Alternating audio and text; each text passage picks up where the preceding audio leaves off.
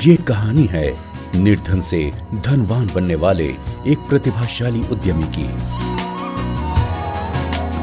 दिल खुश करने वाली ये कहानी एक स्वदेशी बहुधंधी खाद्य प्रसंस्करण मशीन की है, जिसने ग्रामीण क्षेत्रों में कार्यरत महिलाओं के जीवन को एक नया मोड़ दिया।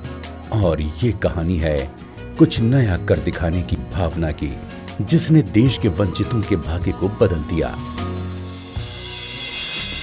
ये कहानी है हरियाणा के यमुनानगर के धर्मवीर की।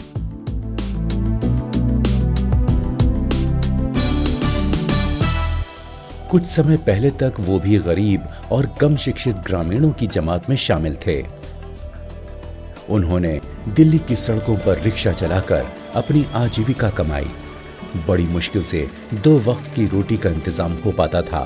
भविष्य अंधकारमय था।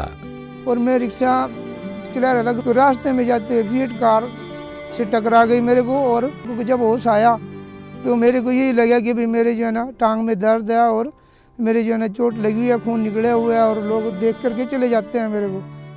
धर्मवीर एक दुर्घटना का शिकार हो गए। उन्हें घर वापस लौटना पड़ा।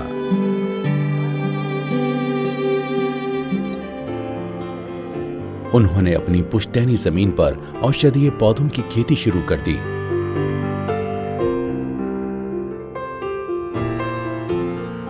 तो इसी बीच में बागवानी विभाग के टूर जो है ना राजस्थान किसानों को लेकर के गया। वहाँ पर हमने देखा वहाँ के जो किसान हैं वो एलोवेरा की भी खेती कर रहे हैं और साथ में अश्वगंधा की खेती कर रहे हैं, गुलाब के फूलों की खेती कर रहे हैं।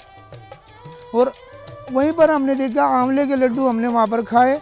तो वहाँ के जो कुछ ग्रामीण जो लोग थे वो आंवले को कद्दूकस करके उसका जूस निचोड़ करके उससे आंवले के लड्डू बनाते थे। तो फिर मैंने मन बनाया श्रीमती जी के साथ मिल करके कि मैं एक ऐसी मशीन बनाऊं जिसमें मेरा आंवला भी कद्दूकस हो जाए और गुलाब के फूलों का अर्क भी निकल जाए।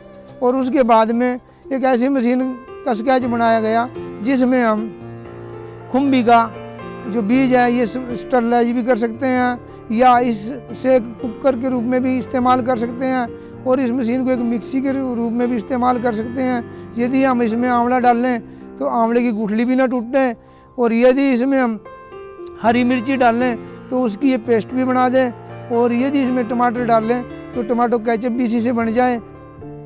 सच है, आवश्यकता आविष्कार की जननी है।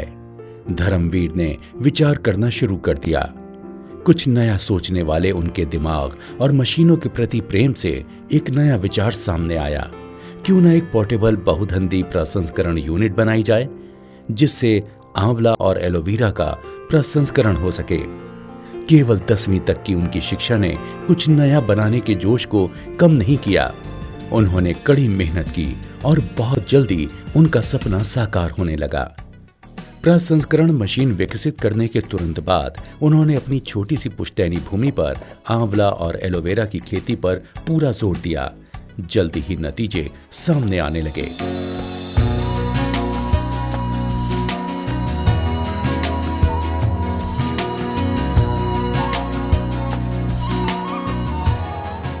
अब वो एक छोटे घरेलू उद्योग के मालिक हैं, जहां juice, gel, shampoo, face cream जैसे कई उत्पाद तैयार करके देश भर के विक्रेताओं को बेचे जाते हैं।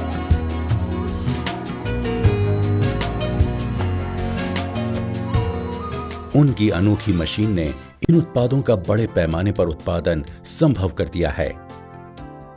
ये 1 घंटे में 150 किलो आंवला कद्दूकस करती है, गुठली नहीं तोड़ती, और 1 घंटे में 200 किलो एलोवेरा जूस निकालती है। ये इसमें टमाटो केचप 1 घंटे में 150 किलो टमाटर से बनाया जा सकता है, और इसी मशीन से अमरूद और सेब का जैम बनाया जा सकता है। धर्मवीर ने अब तक भारत में 55 मशीनें बेची हैं और कुछ मशीनें केन्या को निर्यात भी की हैं। अब वो हर महीने लगभग 2 लाख रुपए कमाते हैं। आज हरियाणा के इस साधारण किसान ने अपने बलबूते पर अंतर्राष्ट्रीय पहचान बना ली है और इसका उन्हें गर्व है। एक मशीन 1,35,000 रुपए की है और इसी में छोटी मशीन 65,000 रुपए की है। और बागवानी विभाग ने इसमें मेरे को मशीन में छूट दी थी 25% की पहले। अब दूसरे राज्यों में भी इस तरह किसान जो है ना बागवानी विभाग की मदद से इस पर छूट ले रहे हैं। ऐसा नहीं कि इस मशीन ने केवल धर्मवीर की जिंदगी बदली है, इससे गांव की दर्जनों महिलाओं के जीवन में भी बदलाव आया है।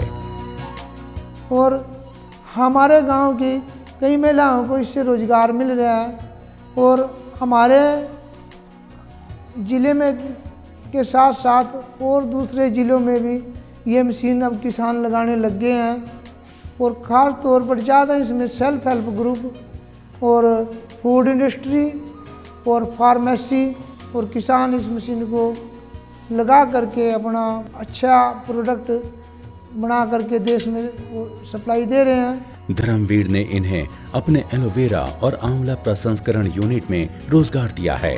आज ये महिलाएं काम करके अपने परिवार की आमदनी बढ़ाने में सक्षम हैं और इसका इन्हें गर्व है। पहले जी हमें कोई काम नहीं मिलता था जी यहाँ पे जो गांव द्यामला में, तो जब से धर्मवीर जी आए हैं ना शहर से गांव में, तो इन्हें हमें बहुत ही रोजगार दिया है जी। इसलिए हम बहुत ही अच्छा काम चल रहा है जी। हमारे बच्चे भी पढ़ रहे हैं, तो हम भी बहुत गरीब थे, तो हमें अब हमने बहुत ही अच्छा मान लिया, धर्मवीर जी ने हमें रोजगार दिया है जी। तो मैंने कमरे भी डाले हैं जी। धर्मवीर इच्छुक किसानों को इस मशीन को चलाने और इसकी उपयोगिता के बारे में प्रशिक्षण देते हैं। उनकी कहानी ने अनेक किसानों को प्रभावित और प्रेरित किया है। किसानों ने धर्मवीर के रास्ते पर चलना शुरू कर दिया है। सीफेड लुधियाना ने इसमें काफ़ी मेरा सहयोग दिया है। उन्होंने इसके मॉडिफिकेशन में और इसमें और ज़्यादा ये कैसे कुशल काम कर सके और ज़्यादा कैसे आधुनिक बन सके, उसमें मेरी मदद की है। कई बार मेरे को सीफेड में बुलाया और कई बार यहाँ पर सीफेड लुधियाना से वैज्ञानिक भी आए। और ICAR ने मेरे को दिल्ली में प्रगति मैदान में इसके बेचने के लिए मंच दिया, जिससे मेरे पास अपने देश से काफ़ी ऑर्डर आ रहे हैं। मतलब ये नवंबर से अब तक ये अभी मेरे को 8-8.5 लाख रुपए का काम अब तक मैंने कर दिया। और इसी में ही ICAR ने श्री माननीय शरद पवार कृषि मंत्री जी से मेरे को फार्मर साइंटिस्ट का अवार्ड दिलाया। उन्हें पुरस्कार और सम्मान भी मिले। केंद्रीय कृषि मंत्री ने धर्मवीर को प्रतिष्ठित ICAR कृषक वैज्ञानिक पुरस्कार 2010 से सम्मानित किया। उनके इनोवेशन यानी मशीन ने नेशनल इनोवेशन फाउंडेशन द्वारा आयोजित ग्रास रूट इनोवेशन और परंपरागत ज्ञान की राष्ट्रीय प्रतियोगिता में वर्ष 2009 में 5वां स्थान प्राप्त किया।